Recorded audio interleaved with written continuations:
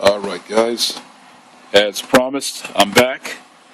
Last time I told you I would take a look at the spark plugs, check the connection, check the actual condition of the spark plugs, which I've done. And here's the actual spark plugs. Spark plugs are pretty much like the canary inside the coal mine. They do a pretty good job at telling you how your engine's running. In this case, they're all pretty much the same.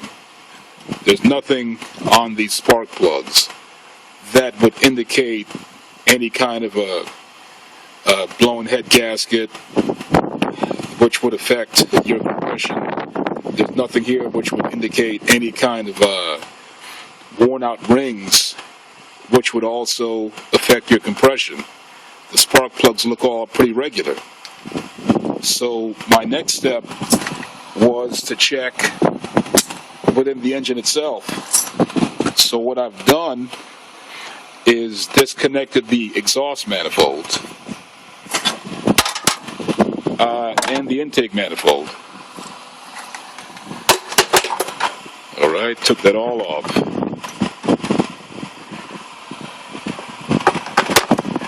And this bad boy right here, that's actually the tune port injection, which I mentioned earlier.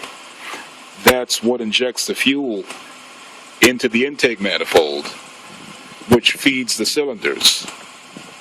So I went ahead and disconnected that also and put that to the side like that. Alright, so the reason I did this is to see if the valves in the engine might be damaged. And it turns out that they actually are damaged. And here's how I came to that conclusion. Right now, cylinder number 1 is at top dead center. So top dead center means that the exhaust and the intake valves are both closed because this cylinder is now in a state of ignition. So what that means is that you shouldn't have any leaks. If I apply air, let me go ahead and show you what I mean. If I apply air with this nozzle to this spark plug hole, I shouldn't have any leaks coming from either the intake manifold or the exhaust manifold. Because once again, like I said, top dead center means that both the exhaust manifold and the intake manifold are closed because it's therefore in a state of ignition. So what I did is, once again, I applied this air nozzle connected to my generator to the number 1 cylinder, and I took an old glove.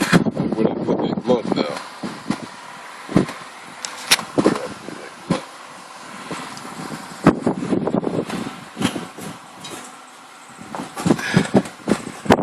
Okay, a piece of paper is going to suit the purpose even better, actually. You take a piece of paper, alright, and you just pretty much don't stuff it in there, just put it in there. This way, if you apply any compressed air, it shouldn't even move. But look what happens.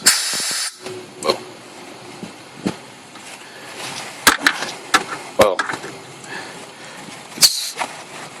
can't really see it, but okay. It shouldn't even move. But when I apply the air,